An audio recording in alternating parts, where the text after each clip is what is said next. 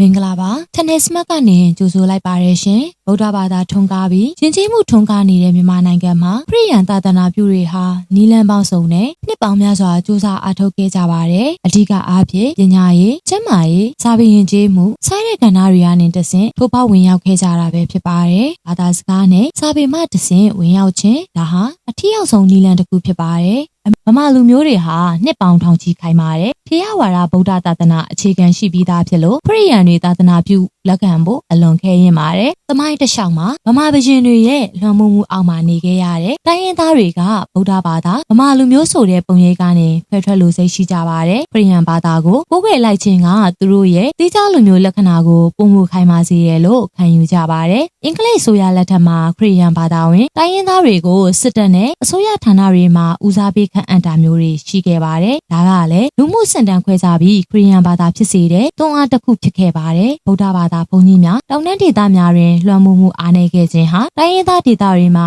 ခရစ်ယာန်ဘာသာထွန်းကားရတဲ့အဓိကအကြောင်းရင်းတစ်ရပ်ပဲဖြစ်ပါတယ်။ဒါပေမဲ့ဒါဟာအကြောင်းရင်းတစ်ခုတည်းတော့မဟုတ်ပါဘူး။တောင်တန်းဒေသသာသနာပြုခြင်းမှာအဓိကချက်ကတော့ရင်းပြင်ဒေသမြမမြေပန်းဒေသတွေမှာထေရဝါဒဗုဒ္ဓဘာသာဟာပကံခေတ်ကတည်းကအလွန်ခိုင်မာခဲ့ပါတယ်။ဘုန်းကြီးကျောင်းတွေဟာရွာတိုင်းမှာရှိပြီးပညာရေးနဲ့လူမှုရေးရဲ့ဗဟိုချက်ဖြစ်နေခဲ့ပါတယ်။ဒါကြောင့်ခရစ်ယာန်သာသနာပြုတွေဝင်ရောက်ဖို့နေရာမရှိသလောက်ဖြစ်ခဲ့ပါတယ်။အဲ့ဒီအချိန်ကကချင်ချင်းကရင်စားတဲ့တောင်ပေါ်ဒေသတွေမှာဗုဒ္ဓဘာသာထွန်းကားမှုမရှိသလောက်နှဲပါခဲ့ပါတယ်။သူတို့ဟာနတ်ကိုယ်ွယ်သူများသာဖြစ်ကြပါတယ်။ဒါကြောင့်ခရစ်ယာန်သာသနာပြုတွေရောက်လာတဲ့အခါမှာဗုဒ္ဓဘာသာနဲ့ရှင်ပြိုင်ကြရမလို့ပဲနတ်ကိုယ်ွယ်မှုနဲ့ပဲရှင်ပြိုင်ခဲ့ရပါတယ်။ဘာသာတရားအသစ်တစ်ခုကိုမိတ်ဆက်ဖို့လင်းပြင်ဒေသထက်ပုံမလွယ်ကူခဲ့ပါတယ်။ဒါကြောင့်ဗုဒ္ဓဘာသာသာသနာပြုတွေတောင်ပေါ်ကိုမရောက်ခဲ့တာလဲလို့မေးစရာရှိပါတယ်။ပထဝီနေထားရာရှစ်ခေတ်ကသွာလာရေးခက်ခဲကြမ်းတမ်းတဲ့တောင်ပေါ်ဒေသတွေကိုတာမန်ယဟန်တော်တွေတွားရောက်တည်င်းသုံးမှုကခက်ခဲပါတယ်။ဒါအပြင်ဗုဒ္ဓစာပေပိဋကတ်တော်ဟာပါဠိနဲ့မြန်မာဘာသာအခြေခံဖြစ်ပါတယ်။တိုင်းရင်းသားဘာသာစကားတွေကိုကျွမ်းကျင်တဲ့ယဟန်တော်ရှားပါခဲ့တယ်လို့တိုင်းရင်းသားတွေဘက်ကလည်းမြန်မာစကားနားမလည်ကြပါဘူးခရစ်ယာန်သာသနာပြုများဤအာသာချက်ကတော့ခရစ်ယာန်သာသနာပြုတွေက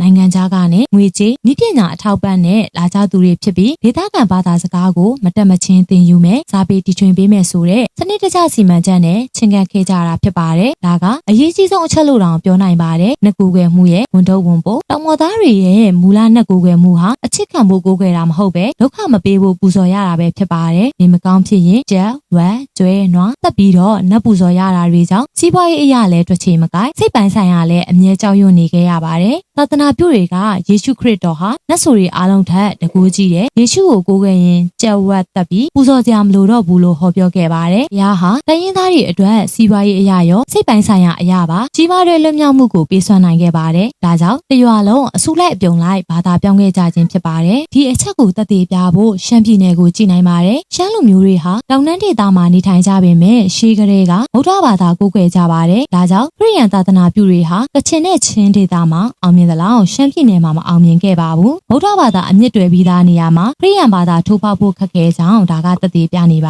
တယ်တောင်တန်းဒေသတွေမှာဗုဒ္ဓဘာသာဘုန်းကြီးများမရှိခဲ့ခြင်းနှက်ကိုယ်ွယ်မှုကြောင့်လူတွေစိတ်ဆင်းရဲနေရခြင်းနဲ့သာသနာပြုတွေရဲ့လူမှုရေးအကူအညီတွေပေါင်းဆက်သွားတာကြောင့်တိုင်းရင်းသားတွေခရစ်ယာန်ဖြစ်လာကြတာပဲဖြစ်ပါတယ်ဆိုတာခိုင်လုံတဲ့အထောက်အထားတွေဆိုတာကငြင်းလို့မရနိုင်ပါဘူးရှင်အမေရိကန်နှစ်ချင်းသာသနာပြုဆရာယုဒတန်ဟာမြန်မာစာကိုကျွမ်းကျင်အောင်သင်ယူပြီးတမန်ကျမ်းစာကိုမြန်မာဘာသာသို့ပြန်ဆိုခဲ့ပါတယ်ဒါဟာမြန်မာလူမျိုးတွေခရစ်ယာန်တရားကိုနားလည်ဖို့အကြီးကတော့ချက်ဖြစ်ခဲ့ပါတယ်မြန်မာအင်္ဂလိပ်အဘိဓမ္မာများကိုပြုစုခဲ့ခြင်းကလည်းဘာသာစကားကူးလူဆက်ဆံရေးမှာကြီးမားသောအထောက်အကူဖြစ်စေခဲ့ပါတယ်ကရင်ကချင်ချင်းစားရဲ့တိုင်းရင်းသားဒေသတွေမှာစာပေအရေးသားမရှိသေးခြင်းကသာသနာပြုတွေဟာရောမအခရာကိုအသုံးပြုပြီးတိုင်းရင်းသားစာပေတွေကိုတည်ထွင်ပေးခဲ့ပါတယ်ဒီအချက်ကတိုင်းရင်းသားတွေကိုစီယုံရမှာအလွန်ထိရောက်ခဲ့ပါတယ်ပညာရေးဖြစ်စီယုံခြင်းသာသနာပြုကျောင်းတွေဟာခရစ်ယာန်သာသနာပြုခြင်းရဲ့အဓိကမှန်ဖြစ်ခဲ့ပါတယ်စိန်ပေါစိန်ဂျွန်စိန်ပီတာစတဲ့နာမည်ကြီးသာသနာပြုကျောင်းတွေကိုရန်ကုန်မန္တလေးနဲ့မြို့ကြီးတွေမှာဖွင့်လှစ်ခဲ့ပါတယ်အဲ့ဒီခေတ်ကအင်္ဂလိပ်စာတက်ကြွခြင်းကအစိုးရအလုပ်ရဖို့နဲ့လူမှုစစ်တမ်းမြင့်မာဖို့လမ်းစာဖြစ်တာကြောင့်ဗုဒ္ဓဘာသာဝင်မိဘများစွာကပါသူတို့သားသမီးတွေကိုသာသနာပြုကျောင်းတွေမှာထားခဲ့ကြပါတယ်ဒီကနေတဆင့်ခရစ်ယာန်ယဉ်ကျေးမှုတွေကိုမိတ်ဆက်ပေးခဲ့ပါတယ်ကျန်းမာရေးနဲ့လူမှုရေးလုပ်ငန်းများဆေးရုံဆေးခန်းများဆေးရုံများတည်ထောင်ပေးခြင်းအနာကြီးယောဂသည်များအတွက်ကုသဆောင်များဖွ ဖွင့်လှစ်ပေးခြင်းဥပမာမော်လမြိုင်ခရစ်ယာန်အနာကြီးယောဂါကုဆေးရုံစတာတွေကိုလှုပ်ဆောင်ခဲ့ပါတယ်လူမှုကယ်ဆယ်ရေးမိဘမဲ့ဂေဟာများဖွင့်လှစ်ခြင်းစည်ရင်တော်မှသူများကိုကူညီခြင်းအဖြစ်ဒေသခံတွေရဲ့ချစ်ခင်မှုကိုရယူခဲ့ကြပါတယ်တိုင်းရင်းသားဒေသများကိုပြတ်မှတ်ထားခြင်းများပြုလုပ်ခဲ့ပါတယ်ဗုဒ္ဓဘာသာအခိုင်အမာရှိပြီးဖြစ်တဲ့ဗမာလူမျိုးတွေကိုစီယုံရတာအလွန်ခက်ခဲကြောင်းသာသနာပြုတွေသိရှိလာတဲ့အခါမိဖြူဟာပြောင်းလဲခဲ့ကြပါတယ်နှက်ကိုကွဲမှုသာရှိသေးတဲ့တောင်ပေါ်ဒေသတိုင်းရင်းသားတွေကိုဥတီသွားရောက်ခဲ့ကြပါတယ်သူတို့ရဲ့ဘဝအဆင့်တန်းမြင့်မားရေးပညာရေးနဲ့ကျန်းမာရေးကိုကူညီပေးရင်တစ်မျိုးသားလုံးနှိပါခရစ်ယာန်ဘာသာကိုကိုးကွယ်လာအောင်စည်းရုံးနိုင်ခဲ့ကြပါတယ်အစောပိုင်းကက်သလစ်သာသနာပြုတွေပေါ်တူဂီအီတလီပြင်သစ်နဲ့နောက်ပိုင်းပရိုတက်စတန့်သာသနာပြုတွေဟာဒေသခံတွေနဲ့အတူစားပြီးယုံကြည်မှုတည်ဆောက်ခဲ့ကြပါတယ်။အနှစ်ချုပ်အားဖြင့်မြန်မာနိုင်ငံမှာခရစ်ယာန်သာသနာပြုတွေဟာဘာသာရေးသက်သက်ဟောပြောတာထက်ခေတ်မီပညာရေးကျန်းမာရေးစောင့်ရှောက်မှုနဲ့စာပေဖွံ့ဖြိုးရေးကိုလက်နက်တပ်ပွဲအသုံးပြုပြီးသာသနာပြုခဲ့ကြတာဖြစ်ပါတယ်။ဒီအကြောင်းအရာနဲ့ပတ်သက်ပြီးသာသနာပြုဆရာယုဒတန်အကြောင်းပြပြချင်ပါတယ်။မြန်မာနိုင်ငံခရစ်ယာန်သာသနာပြုသမိုင်းမှာဆရာယုဒတန်ဟာအထင်ရှားဆုံးပုဂ္ဂိုလ်ဖြစ်ပြီးမြန်မာနိုင်ငံခရစ်ယာန်သာသနာဖခင်ကြီးလိုတောင်တင်စားခေါ်ဝေါ်ကြပါတယ်။သူဟာအမေရိကန်နှစ်ချင်းခရစ်ယာန်သာသနာပြုတဦးဖြစ်ပါတယ်။သူ့ရဲ့သာသနာပြုခရီးစဉ်နဲ့ထူးခြားတဲ့ကြိုးပမ်းအားထုတ်မှုတွေကတော့ဆရာယုဒတန်နဲ့ဇနီးသည် NH ယုဒတန်တို့ဟာ1873ခုနှစ်ဇူလိုင်လ23ရက်နေ့မှာရန်ကုန်မြို့ကိုစတင်ရောက်ရှိခဲ့ပါတယ်။အဲဒီချိန်ကမြန်မာနိုင်ငံဟာဘရင်ဘိုးတော်ဖျားဗဒုံမင်းလက်ထက်ဖြစ်ပြီးနိုင်ငံသားတွေအထူးသဖြင့်ခရစ်ယာန်သာသနာပြုတွေအပေါ်တန်တရားကြီးမားတဲ့အချိန်ကာလဖြစ်ပါတယ်။ဆရာယုဒတန်ဟာ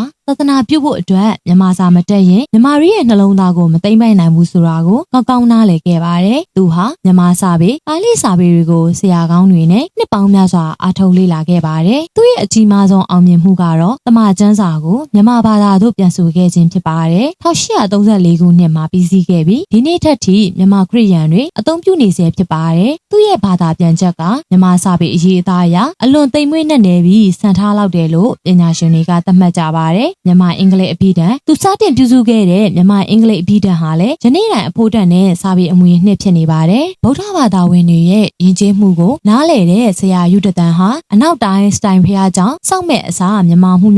ဇရက်တစ်ခုကိုလမ်းဘေးမှာဆောက်လုပ်ခဲ့ပါတယ်အဲဒီဇရက်မှာထိုင်ပြီးခရီးသွားတွေဒေသခံတွေနဲ့စကားစမြည်ပြောခြင်းဘာသာရေးဆွေးနွေးခြင်းဝေဖန်ခြင်းခုန်ခြင်းတို့ကိုပြုလုပ်ခဲ့ပါတယ်ဒီနီလန်ဟာမြန်မာတွေအတွက်စိတ်မနေပဲယဉ်ကျေးလွယ်တဲ့အတွက်လူတွေကိုဆွဲဆောင်နိုင်ခဲ့ပါတယ်သာသနာပြုအလုပ်ဟာအလွန်ခက်ခဲခဲ့ပါတယ်မြန်မာနိုင်ငံရောက်ပြီး6နှစ်ကြာမှပထမဆုံးသောမြန်မာလူမျိုးခရစ်ယာန်ဘာသာဝင်တယောက်ကိုရရှိခဲ့ပါတယ်သူ့နာမည်ကတော့မောင်တော်ဦးနောပဲဖြစ်ပါတယ်6နှစ်လုံးကြိုးစားမှတယောက်သာရရှိခဲ့တာကိုကြည့်ခြင်းအဖြစ်ဗုဒ္ဓဘာသာအခြေခံမိသားဒေသမှာသာသနာပြုရတာဘယ်လောက်ခက်ခဲလဲဆိုတာတွေ့နိုင်ပါတယ်ပထမအင်္ဂလိပ်မြန်မာစစ်ပွဲ1824ဖြစ်ပွားတဲ့အခါမြန်မာဘုရင်ကသူ့ကိုအင်္ဂလိပ်သရှိုးအဖြစ်တန်တရားရှိပြီးဖမ်းဆီးခဲ့ပါတယ်ဆရာယုဒတန်ဟာနာမည်ကျော်လက်မြွန့်ထောင်အောင်ပင်လယ်တို့မှာ2နှစ်နီးပါးခြေချင်းခတ်ပြီးအကျဉ်းချခံခဲ့ရပါတယ်ဒီကာလမှာသူ့ဇနီးမမအန်ဟာအပြင်ကနေအစာရေစာပို့ပေးရင်ကျန်းစာမှုကျန်းတွေကိုခေါင်းအုံနဲ့ဝှက်ပြီးသိမ်းဆဲပေးရင်းနဲ့ခင်မွန်းတဲ့ကိုစောက်ရှောက်ခဲ့ရပါတယ်ဒီဖြစ်ပျက်တွေဟာသမိုင်းမှာအလွန်ထင်ရှားပါတယ်ဆရာယုဒတန်ဟာမြန်မာနိုင်ငံမှာ